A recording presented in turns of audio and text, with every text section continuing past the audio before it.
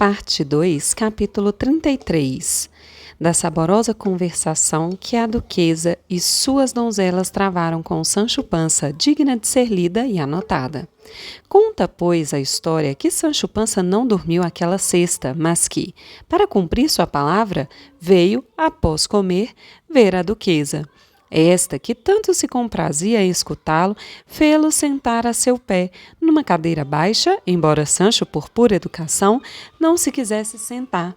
Mas a duquesa lhe disse que se assentasse como governador e falasse como escudeiro, visto que, por ambas as coisas, merecia ele sentar-se no próprio escabelo de Cide Rui Dias, o campeador.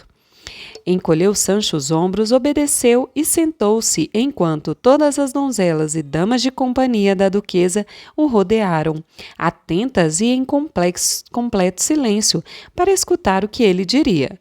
Mas foi a duquesa quem primeiro falou, dizendo: "Agora que estamos sós e aqui ninguém nos ouve, queria que o senhor governador me solvesse certas dúvidas que tenho, nascidas da história do grande Don Quixote, que já anda impressa.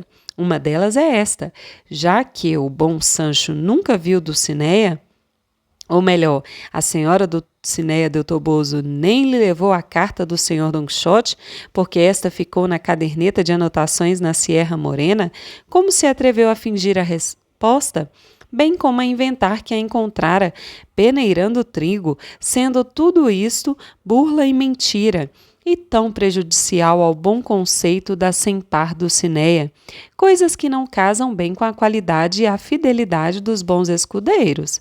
Ouvindo essas palavras, e antes de responder qualquer coisa, levantou-se Sancho da cadeira e, com passos leves e o corpo encurvado e o dedo sobre os lábios, percorreu toda a sala, levantando os reposteiros. Feito isso, voltou logo a sentar-se e disse: "Agora, senhora minha, que vi não haver pessoa alguma a nos escutar a solapa, afora as presentes, sem temor nem sobressalto, responderei ao que me for perguntado e a tudo aquilo que se me perguntar. O primeiro que digo é que tenho meu senhor Don Quixote por louco varrido, se bem que algumas vezes diga coisas que, segundo me parece a mim e a todos quanto os escutam, são tão sensatas e em tão boa via encaminhadas que o próprio Satanás não poderia dizer melhores.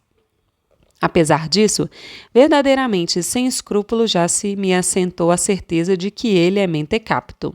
Assim, como tenho isto fixado na mente, atrevo-me a fazer com que creia em coisas sem pé nem cabeça, como foi o caso da resposta da carta, ou ocorrido haverá 6 ou 8 dias, que ainda não foi publicado, a saber, o encantamento da minha senhora Dulcinea, que lhe dê a entender estar encantada, sendo isto tão verdade como haver cerros em Úbeda. Rogou-lhe a duquesa que lhe narrasse aquele encantamento ou burla, e Sancho o contou exatamente do modo que havia acontecido, o que não pouca satisfação causou aos ouvintes.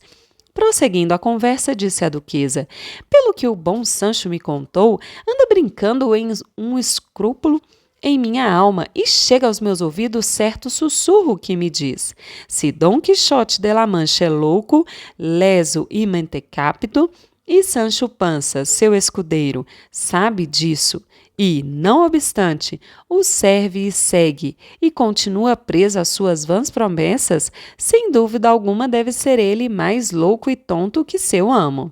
Sendo assim, como o é, mal te há de ficar, senhora duquesa, dares ao tal Sancho Pança uma ínsula para governar, de vez que quem não sabe governar a si próprio, como saberá governar outros?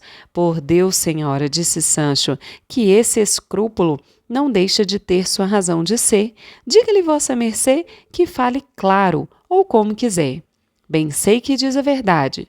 Fosse eu sensato, e dias há que deveria ter abandonado meu amo. Esta, porém, foi minha sina, meu azar. Não posso mais deixá-lo, tenho de segui-lo, somos do mesmo lugar. Comi seu pão, quero-lhe bem. É-me agradecido, deu-me seus burricos e, além de tudo isso, sou fiel. Assim, é impossível que nos possa separar outro acontecimento que não seja o da pá e do enxadão. Se vossa altaneria não quiser que se me dê o prometido governo, de menos me fez Deus, e poderia bem ser que, não o receber, redundasse em prol de minha consciência. Embora tonto, entendo bem aquele refrão de que, para seu mal, nasceram asas na formiga. E bem poderia ser que mais depressa fosse ao céu Sancho escudeiro do que Sancho governador. Tão bom pão fazem aqui como na França, e de noite todos os gatos são pardos. E infeliz é aquele que às 2 da tarde não quebrou o jejum. E não há estômago que seja um palmo maior do que outro e não se possa encher, como se diz, de palha e feno. E as avezinhas do campo têm a Deus por seu provedor e despenseiro, e mais esquentam 4 varas de pano grosso de cuenca que outras 4 de lemiste fino de Segóvia. E ao deixarmos este mundo para nos enfiarmos terra adentro, tão estreita é a senda do príncipe como a do diarista, e não ocupa mais pés de terra o corpo do papa que o do sacristão, mesmo sendo um deles mais alto que o outro, pois, ao entrar na cova, todos nos ajustamos e encolhemos, ou nos obrigam a ajustar e encolher, por mal que nos pese e bem que nos custe. Torno a dizer que se vossa senhoria não me quiser dar a ínsula, por ser eu sem siso, sem ela saberei ficar, por ser eu sensato. Já ouvi dizer que atrás da cruz está o diabo, e que nem tudo que reluz é ouro, e que, entre bois, arados e peaças, tiraram o lavrador Vamba para ser rei da Espanha. Enquanto que, entre brocados, passatempos e riquezas, tiraram Rodrigo para ser comido de cobras. Se é que não mentem as trovas dos romances antigos. De certo não mentem, disse neste momento Dona Rodrigues, a dama de companhia, que era uma das ouvintes. Um romance há que diz terem metido o rei Rodrigo vivo, numa tumba cheia de sapos, cobras e lagartos. E que daí a 2 dias disse aquele rei, de dentro da tumba com voz dolente e baixa: já me comem, por onde eu mais hei pecado. De acordo com isso, muita razão tem esse senhor em dizer que prefere ser lavrador a ser rei, se for para ser comido por sevangivas. Não pôde a duquesa conter o riso ao ouvir a simplicidade de sua dama de companhia, nem deixou de admirar-se com as razões e refrães de Sancho, a quem disse: já sabe o bom Sancho que, uma vez feita a promessa, procura o cavaleiro cumpri-la, ainda que lhe custe a vida. O duque, meu senhor e marido, embora não seja dos andantes, nem por isso deixa de ser cavaleiro. Assim, cumprirá a palavra da prometida ínsula, não obstante a inveja e a maldade do mundo. Fique Sancho de bom ânimo, que, quando menos pensar, há de se ver sentado no trono de sua ínsula e no de seu estado, e empunhará seu governo, e não há de querer trocá-lo por outro de melhor estofo. O que lhe recomendo é olhar como governa seus vassalos, lembrando-se de que todos são leais e bem-nascidos. Quanto a governá-los bem, respondeu Sancho, não é preciso recomendá-lo a mim, porque sou de natural caritativo e tenho compaixão dos pobres. A quem cose e amassa, não lhe furtes a fogaça. E por tudo quanto é sagrado, que não me hão de jogar dados falsos. Sou cachorro velho, entendo bem de isca, mas sei a hora certa de me despachar. E não consinto que me ponham teias de aranha nos olhos, porque sei onde me aperta o sapato. Digo porque os bons terão comigo a mão em concha e os maus nem pé nem convite para entrar. Parece-me que nisso de governar tudo é questão de começar, e bem poderia ser que, com 15 dias de governador, conhecesse o ofício como a palma de minha mão, sabendo mais dele que dos trabalhos do campo, nos quais me criei. Tendes razão, Sancho, disse a duquesa, pois ninguém nasce instruído, e é dos homens que se fazem os bispos, e não das pedras. Mas, voltando ao assunto que há pouco tratávamos sobre o encantamento da senhora Dulcinea, tenho como coisa certa e mais do que averiguada que aquela ideia que Sancho teve de lograr seu amo, dando-lhe a entender que a lavradora era Dulcinea e que, se seu senhor não a reconhecia, era por estar encantada, Na realidade, foi tudo invenção de algum dos feiticeiros que perseguem o senhor Don Quixote. Digo isso porque, real e verdadeiramente, sei de boa fonte que a aldeã que deu o salto sobre a burrica era e é Dulcinea del Toboso. E o bom Sancho, pensando que era o enganador, é de fato o enganado. Não se deve duvidar mais dessa verdade que das coisas que nunca vimos. Saiba o senhor Sancho Pança que também temos cá nossos magos que nos querem bem e nos dizem o que se passa pelo mundo, pura e simplesmente, sem enredos nem maquinações.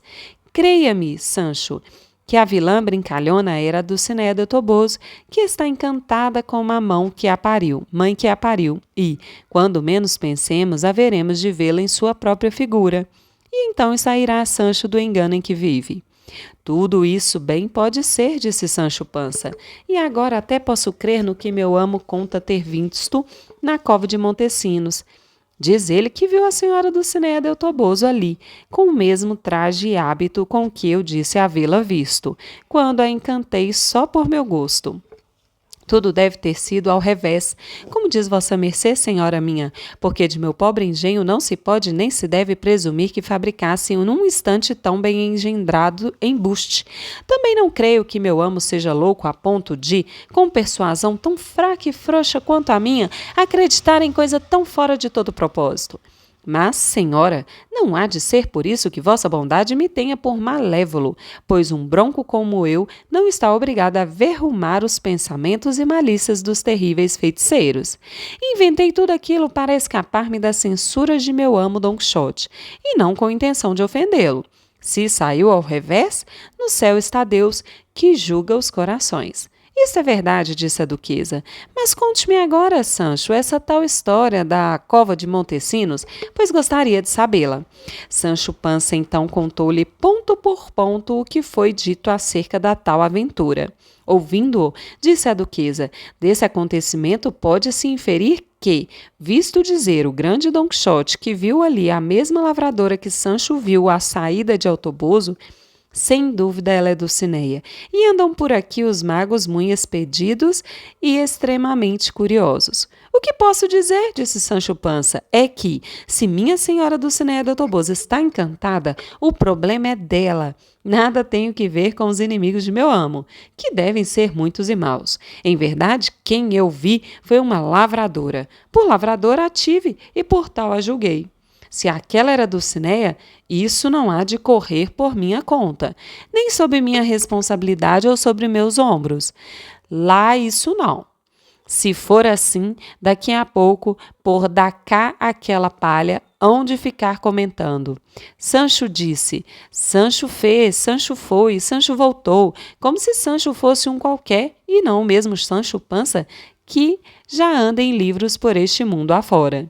Segundo me diz Sansão Carrasco, que, por pouco que seja, é bacharelado por Salamanca, e esses tais não pode mentir, a não ser quando se lhes dá na telha ou lhes vem a calhar. Assim, não há para que ninguém se meta comigo, já pois que tenho boa fama e que, segundo ouvi meu amo dizer, mais vale o bom nome que as muitas riquezas. Encaixem-me esse governo e hão de ver maravilhas, pois quem tem sido bom escudeiro, bom governador será. Tudo quanto aqui disse o bom Sancho, falou a duquesa, são sentenças catonianas, ou pelo menos tiradas das entranhas do próprio Micael Verino, Florentimbus occidite anis.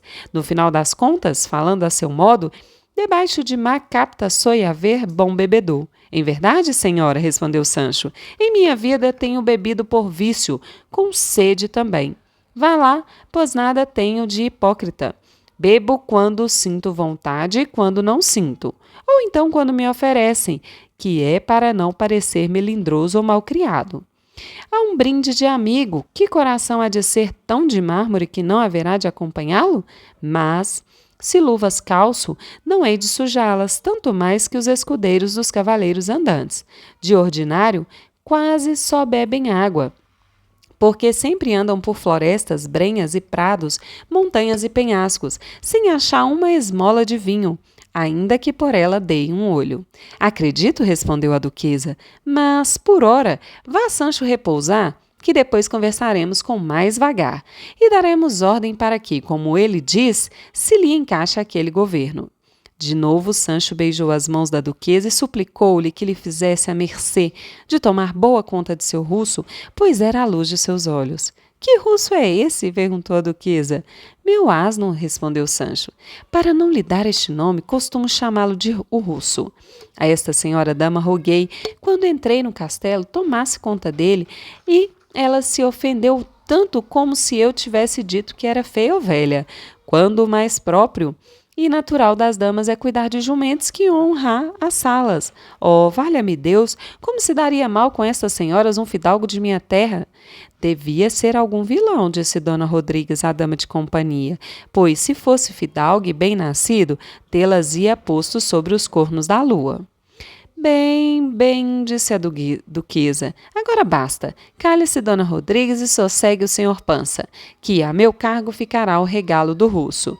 Por ser da estimação de Sancho, hei de pô-lo sobre as meninas dos meus olhos. Basta que esteja na cavalariça, contestou Sancho, porque sobre as meninas dos olhos de vossa grandeza, nem ele nem eu somos dignos de estar um só momento. Tanto o consentiria eu como levar punhaladas, já que, embora diga meu amo que nas cortesias antes se deve perder por carta de mais que por de menos, nas jumentices asininas e das meninas deve-se ir de compasso à mão e com meios termos. Leve-o, Sancho, para o seu governo, disse a duquesa, e lá o poderá regalar como quiser, e mesmo aposentá-lo. Não pense vossa mercê, senhora duquesa, que tem exagerado, disse Sancho, pois já vi mais de 2 asnos irem para governos, e não seria coisa nova que levasse eu o meu. As palavras de Sancho renovaram na duquesa o riso e o contentamento. Mandando-o repousar, foi ela dar conta ao duque do que com ele conversara. E entre si combinaram pregar uma peça em Dom Quixote, que fosse curiosa e adaptada ao estilo cavalheiresco. Nesse estilo, muitas burlas lhe fizeram, tão bem imaginadas e executadas, que são as melhores aventuras que nessa grande história se contém.